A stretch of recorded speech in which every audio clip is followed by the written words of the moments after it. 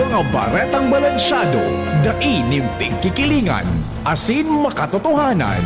DCGB, Bareta alas 7. Mga preskong bareta sa lado lokal, nasyonal, internasyonal, asin iba pa. Bareta alas 7. Digdi sa GB, garantisadong bareta. Marahay na agam mga tugang Martes po ngunyan, Oktober 21, 2025. Ini po ang Bareta alas 7 asin sa headlines ito yung darakulang mga bareta sa lado lokal. Gobernador Noel Rosal napili bilang chairman kan Bicol Regional Development Council.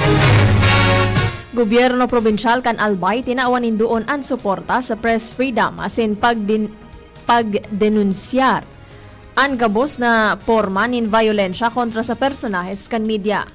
Color the Smokes nagresulta sa kadepisilan maghangos ka nagkamper ang estudyante na nagpartisipar sa BU Hataw 2025. Young Farmers Challenge Program padagos na pigsusulong kan Department of Agriculture tanganing mainganyar ang mga hobines sa agrikultura. ICI ibinida ang mga ginibuhan kan Oktober 13 hasta 17. ICI masumitir nin panibagong referral sa ombudsman. DPWH nakapag-pagibo sa 22 na classroom ngunya na 2025. Kulungan para sa mga imbuelto sa flood control pigahanda na sigun sa DILG. Sa ibang nasyon, museum sa Paris mantinidong sarado matapos ang panghahabas. Baretang Sports, Pinoy boxer Vic Vicious Saludar. Pinabagsak ang Thai boxer na si Surya Putaluksa sa laog kan third round. Yan ang headlines kasi ito yung mga bareta alas 7. Asin kami po ang sidong magiging mga tagapagbareta. Ako po si Jasmine Balolo. Ako man po si Mardila Daing Iba. Enot sa tuyang bareta sa lado lokal. Ang baretang ini hatod sa Indukan. Optin Lutein Capsule. Alagaan ang paningin sa tulong ng Optin. Kitang-kita ang kalusugan ng mata. Pigdesignar si Presidente Ferdinand Marcos Jr. bilang chairman kan Regional Development Council Region 5, Department of Economy, Planning and Development, si Albay Governor Noel Ebriega Rosal. Basado sa ipinadarang sulat na pirmado ni Presidente Marcos, matukaw bilang pumayo kanahen siya si Rosal sa laog ng 3 taon, mantang siya nakatukaw na gobernador kang probinsya ng Albay bilang ilidong opisyal. At akong kini nagpromiso man si Rosal na gigibo niya ang gabos na magkakaya para mapakaswag ang Kabikolan kasi makatabang na mapangat ang pamumuhay kan lambang Bicolano. Ang baretang ini hatod sa Indukan. Plemex. Pag may ubo o hika, Plemex agad. Basta lagundi, Plemex. Inuranin maugmang pagbati hari sa publiko si Albay Governor Noel Rosal matapos mapili ni Presidente Ferdinand Marcos Jr. bilang bagong chairperson kan Bicol Regional Development Council o RDC. Sa appointment letter na pirmado ni Presidente Marcos, pigsasabi na maserbi si Governor Rosal nin 3-year term bilang RDC chair mantang siya nasa serbisyo bilang elected governor kang Albay. Mientras, ikinaugma naman kan gobernador ang pagkakataon na mas mapahiwas pa ang pagserbi sa publiko, kasabay kan sa iyang pasasalamat sa tiwalang itinao ni Presidente Bongbong Marcos Jr. Ang baretang ini hatod sa Indukan. Liver Aid Silimarine Capsule. Ang good drinks at good food, perfect combo. Isama pa ang Liver Aid. It's liver lover, boys! Inafirmar sa giraray kang gobyerno provincial kan Albay ang suporta kay ni sa libreng pamamahayag asin na pagdinunsyar sa anuman na porma ng biolensya kontra sa mga journalist, media practitioner asin commentators. Ang pahayag kasunod kan insidente ng pambabadil sa media practitioner na si Noel Billen Samar sa Barangay Morera, Ginuwatan, Albay. Sigon sa gobyerno provincial, komitido sinda na magipagtabangan sa mga otoridad para masiguro ang marikas na investigasyon sa nasabing insidente ng pambabadil. Tinawan din doon kang Provincial Government of Albay na ang pagkakaiba sa paghiling sa politika as in social opinions bako rason para sa illegal na pag-atake, intimidasyon as in pananakot. Sinabi pa na daing lugar sa demokratikong sosyedad ang pagpasilensyo sa mga kritiko as in kalaban. Ang baretang ini hatod sa Indokan Mega One. Ang Mega One ay may 21 sangkap para matulungan ka sa iba't ibang karamdaman tulad ng diabetes, high blood, stroke, arthritis, kidney failure, cancer, viruses, at iba pa. Tumawag kay Doc Joey Bitito sa 0998-975-8121 or 0917-853-8933. Padagos na pinagigibukan pulisya ang hot pursuit operation laban sa suspect. Sa pambabadil sa sarong media practitioner na namidbida na si Noel Samar, kasuudma bandang alas 9:05 nin pagkaaga sa patukad na porsyon. Kan Purok 3, Barangay Morera, Ginubatan, Albay. Sa entrevista kan DCGB News kay Ginubatan Chief of Police, Police Lieutenant Colonel Joseph Abalos Imperial. Sa ngunyan, pinag-iimbestigaran pa kan pulisya ang motibo sa likod kan pambabadil kan persona kung pigihiling ang anggulo may maawot na magpagadan sa biktima. Dagdag pa ni Imperial sarong .45 caliber nin badil ang ginamit sa pamabadil kung saan posibleng pigsusundan ang biktima kan suspect asin nag-open fire ni nagkaperang beses kung may oportunidad. Katod kay ni naipaabot naman ang insidente sa PNP Albay asin Bicol kung saan pigtawan direktiba ni Albay PNP Provincial Director Police Colonel Noel Nunez ang Ginubatan PNP na magkondusir nin hararom na investigasyon tanganing ma-resolver ang kaso as soon as possible. Sa iba pa niya itong baretang lokal, naging kausa kang kadipisilan sa paghangos ka nagkapila mga estudyante ang colored smokes sa BU Hataw 2025. Sa tao kan BU Hataw performance, nadipisilan na maghangos sa nagkapirang mga estudyante dahil sa may bugnaso alis sa colored smokes. Katakod kini, napiktaran man ang visibility as in performance ka mga estudyante. As in tulos man na nagresponde ang medics ng Bicol University para sa medical na atensyon ka mga napiktaran. Sa ngunyan, nagapadagos ang investigasyon sa nasabing insidente. Dakulang bagay ang pagpapakusog kan ka mga komunidad sa paagi kan organikong ekologikal. Napaagi kan pag-uma sa pagsasabing importanteng estratehiya ini para sa pagpapauswag kan rural na lugar asin pagsulong kan food security. Sa forum ay kinaaraman sa empowering communities through organic and eco-friendly farming approaches kan DCGBAM, sinabi ni Apaw Agriculturist 2 Francisco Obiña na napapalibutan kan mga rekursos natural ang probinsya alagad sa tahaw kan paguswag asin development kaini. Dahil dapat paglingawan ang responsibilidad sa pag-ataman sa kapalibutan asin sa mga parauma. Ipinaliwanag ni Obina na unorganic and eco-friendly farming bako sa napaagi kan pagtatanom kundi sarong paagi nin pamumuhay na nagtataonin doon na atamanon ang kapalibutan asin ang mga parauma. Sa paagi kay ni magkakaigwanin marhay na pagkakan, dagdag na dilhensya para sa mga parauma, asin pag-ataman kan kapalibutan para sa future generation. Ang forum parte kan 4 na aldaw, kan Bicol Agri-Aqua and Earth Forum na may temang Building Resilience, Sustainable Practices in Agriculture, Environment, Tourism, and Health. Mientras tanto, pig-asigurar na Albay Governor Noel Rosal ang publiko kan padagos na commitment kan gobyerno probinsyal tanganing mapakusog ang sektor ng agrikultura sa probinsya ng Albay. Sigun sa iyang mensahe sa pagbubukas kan DCGB Bicol Agri-Aqua Fair and the Earth Forum Year 4 kasudma sa Ayala Malls, Legazpi, sinabi kaning bakusa na sa pagtaram nagtatapos ang sa indang lakdang para sa pagtabang sa mga paraoma asin parasira. Dagdag pa niya nagigibuhon kang gobyerno probinsyal ang pagtao ni magkakanigong teknolohiya, materyales sa ekipahis na magkakatabang sa sektor.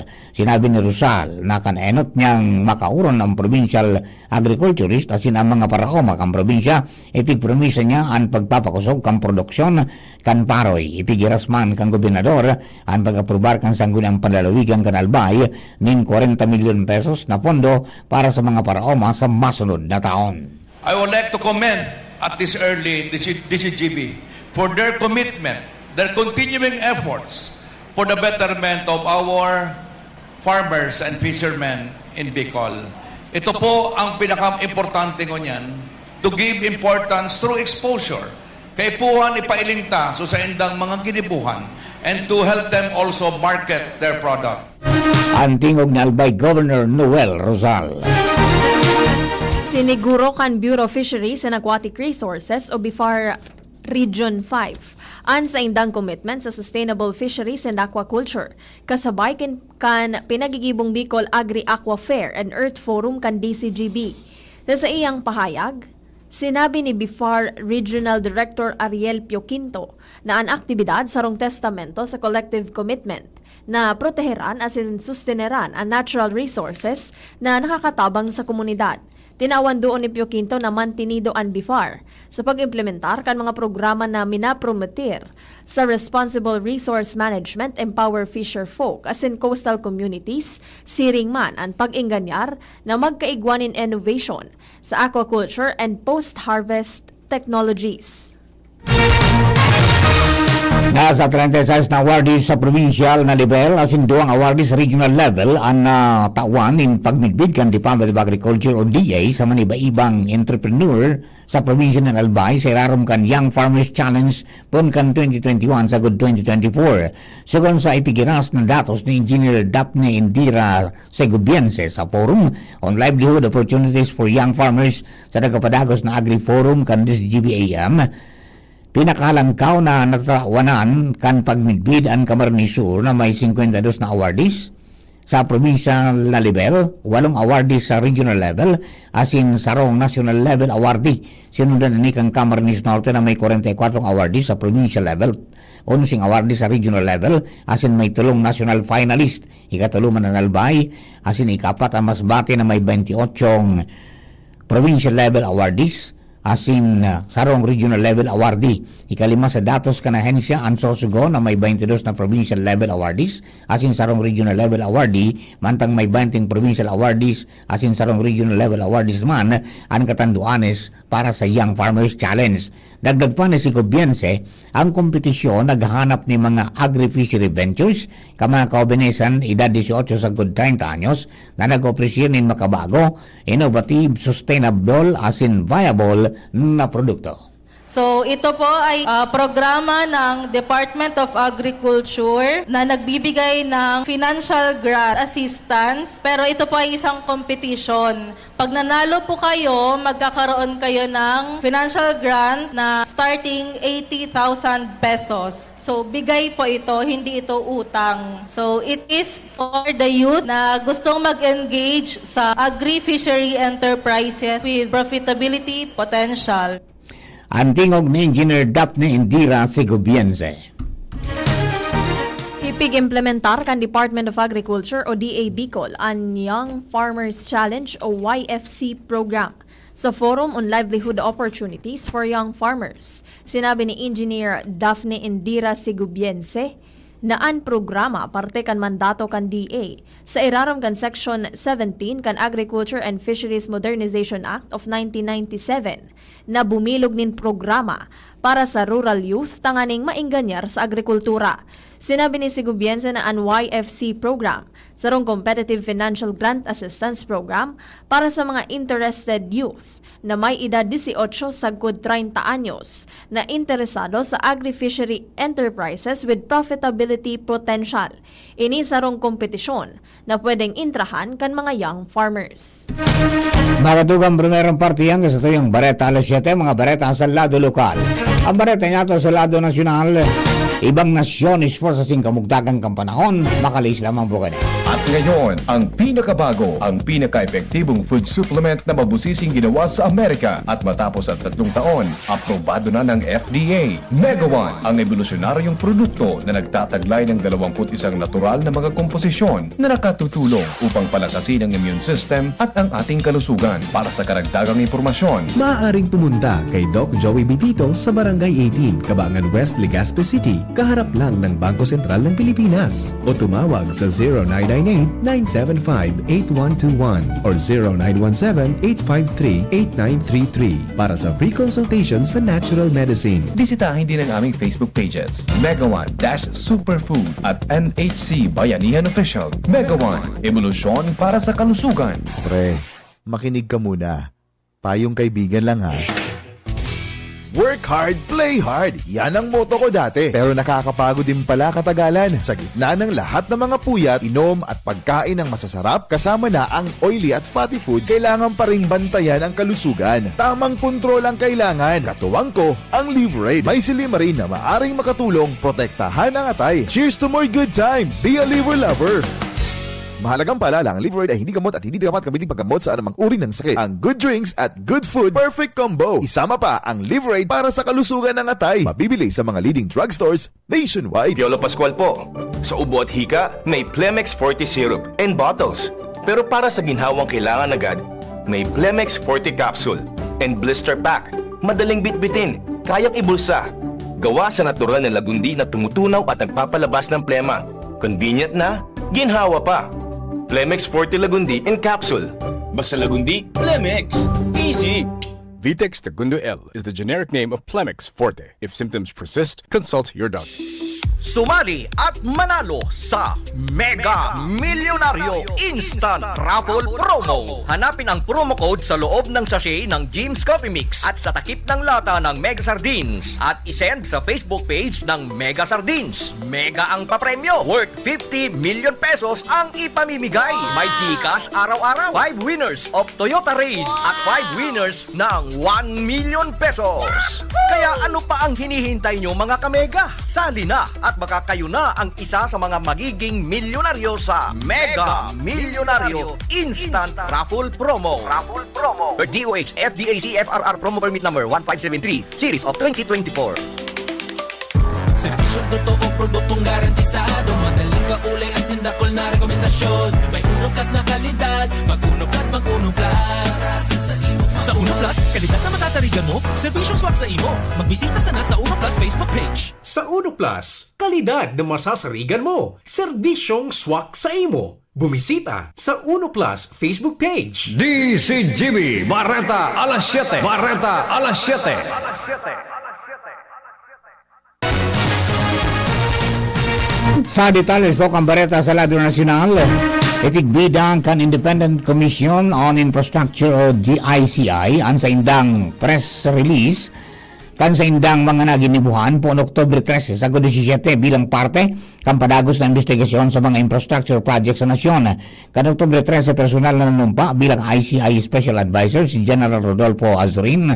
Kasunod kini pinaginutan niya ang kaibanan si ICI Executive Director as in spokesperson Attorney Brian Keith Osaka sa nung press conference na may kinaraman sa proseso sin pagpangenot na output kan ICI sa mga flood control project. Sa parehong aldaw, nagpadarama ng kagadan ang ICI sa Department of Justice o DOJ para sa pag-issue ng Immigration Lookout Bulletin Orders o ILBO kontra sa nagkampirang personalidad na big-investigaran. Kan Oktubre 14, nagampang sa pagdangog kan ICI sina Budget Secretary Amina Pangandaman as in House Speaker o dating House Speaker Martin Romualdez bilang mga resource person. Pagkatapos kini nagkondukta man in press briefing si Osaka. Oktubre 15 nagampang man ang magagom na kontratista na sina Sara Asin Corley Discaya bilang mga resource person.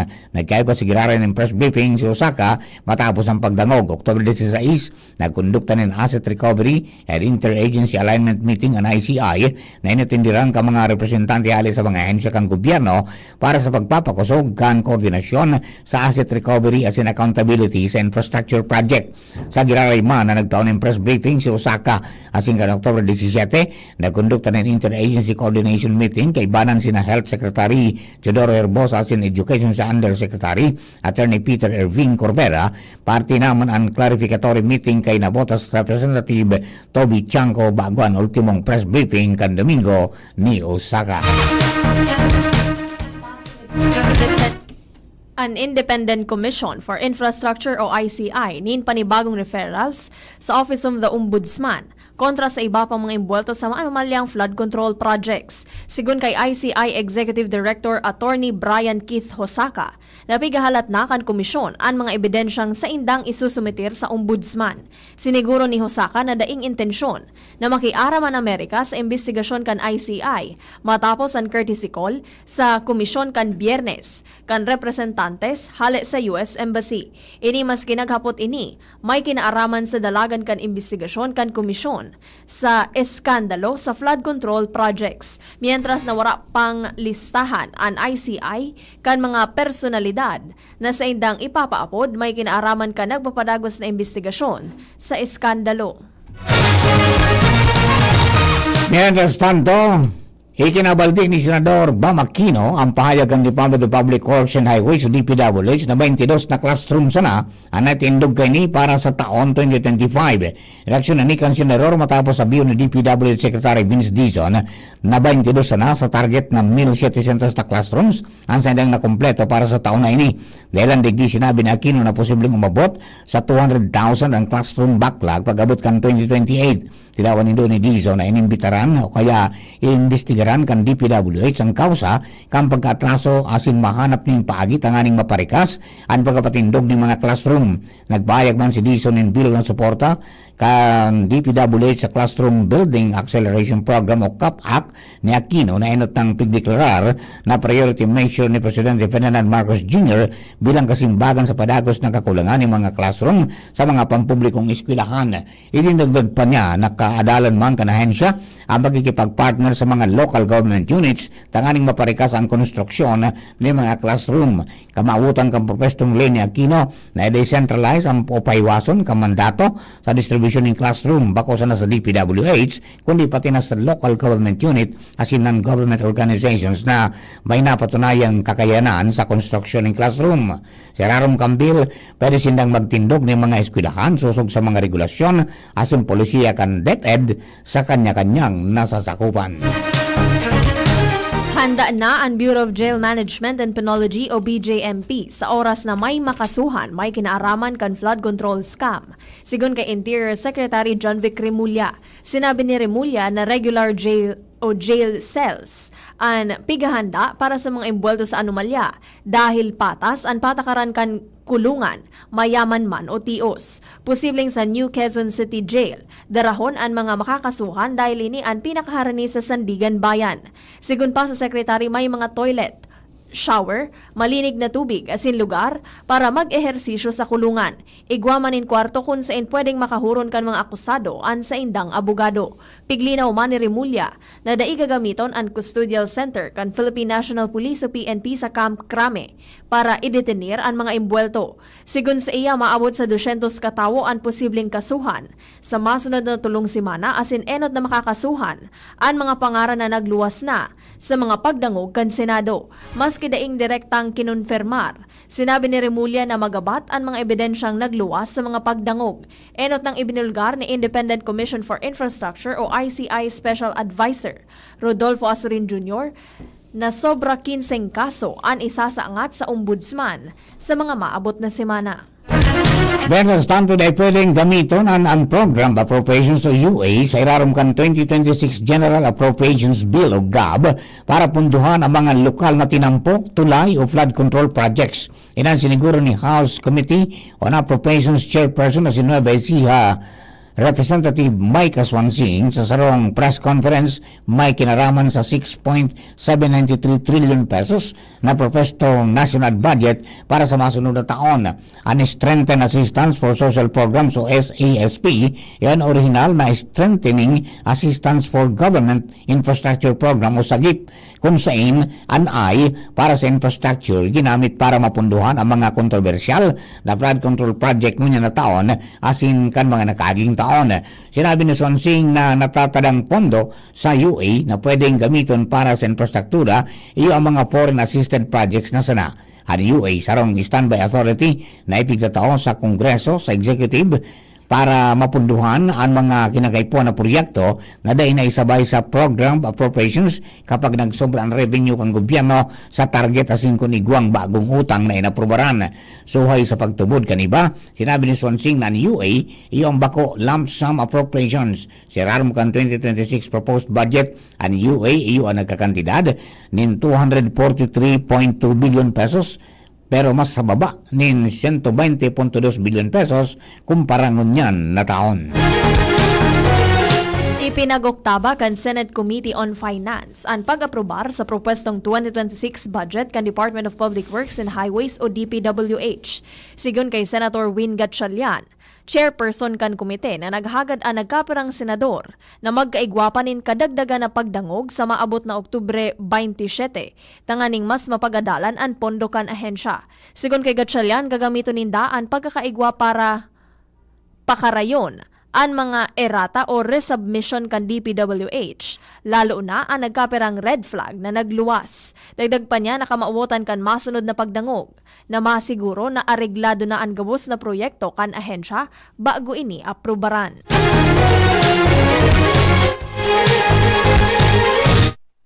Para po sa satuyang mga bareta sa ibang nasyon na sinsalado ng Karaoke Sports, nasa linya man si Nicole Ann Gloriani. Good morning, Nicole. Good morning, Sir Mar. Good morning sa mga paraantabay. Mantinidong sarado po man giraray sa publiko ang Louvre Museum sa Paris matapos ang nangyaring panghabas. Nakuha kan mga mahabas ang 8 mga ibang klase asin mga mamahalo na alahas. Base sa investigasyon, sinabayan kan mga sospek ang pagbukas kan museum bandang alas 9:30 nin pagkaaga. Guminamat ang apat na sospitsado nin lunada na may mechanical lift para makalaog sa Gallery Napoleon sa pagultanan kan balcony na harani sa River Sena. Duwa sa mga sospek ang nakalaog sa paagi kan pagraot kan bintana gamit ang power tools. Tinakot nila ang mga gwardya bago pinasa ang 2 display na may laog na alahas. Ginibuan pa nga ba sa laog ni 4 na minutos asin nagdulag ang mga sospek lunad nin 2 scooters. Nagkapira sa mga hinabas iyon emerald necklace asin sarong padis nin hikaw hali kay Empress Marie Louis. Brooch na bila o na midbid bilang reliquary brooch. Tiara asin brooch na sa diri ni Empress Eugene. Anagom ni Napoleon III asin sarong tiara korintas asin single carrying gikan sa sapphire set na halik kay Queen Marie Amelie asin Queen Hortense. Padagos ang pigigibong investigasyon kan mga autoridad sa nasabing insidente. Sa laro kan Karawato Sports, dinaog ni Pinoy boxer Vic Vicious Saludar si Surya Pataluksa kan Thailand sa paagi nin technical knockout o TKO sa laog ni katulong round. Naging kalmado si Saludar sa pagpuon kan kawat kung saan nakakatsyempo ininin suntok sa laban na ginibo sa Jeju Island sa South Korea.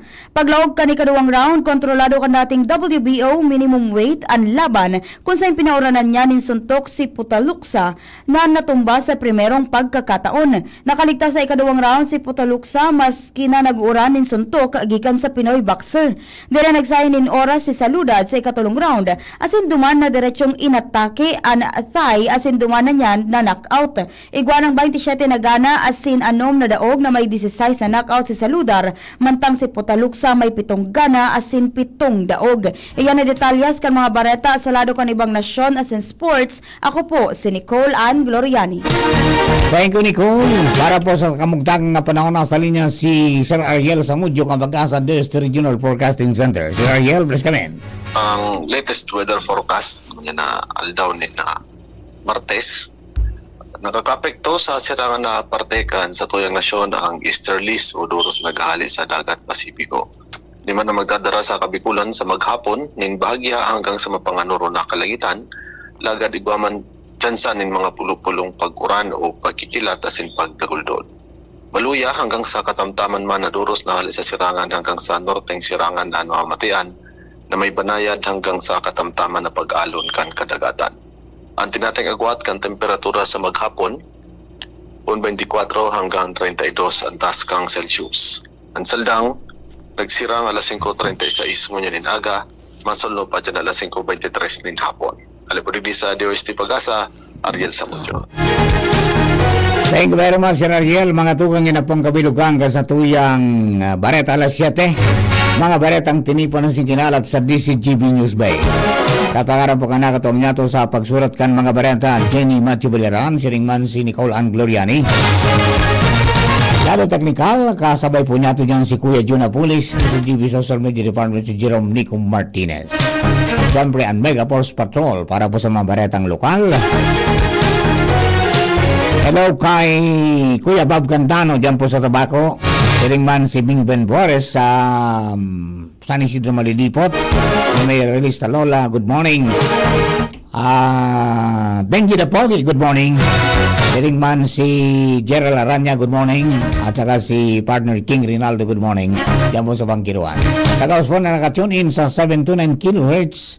Sapitan kan sa mga radyo sa AM band. Diring man sa WGB FM 106.9 sa Tabacao City. Sa mga nasa DCGB social media platforms, good morning, maraming salamat. Kami po sa mga naging tagapagbareta. Ako po, si Jasmine Balolo. Ako man po si Mardila Daingiba. Thank you for keeping us company. God bless the Philippines. Abangan na po masunod ang Hapot with VP Henry Maceda. Yan ang DCGB Bareta alas 7. Abangan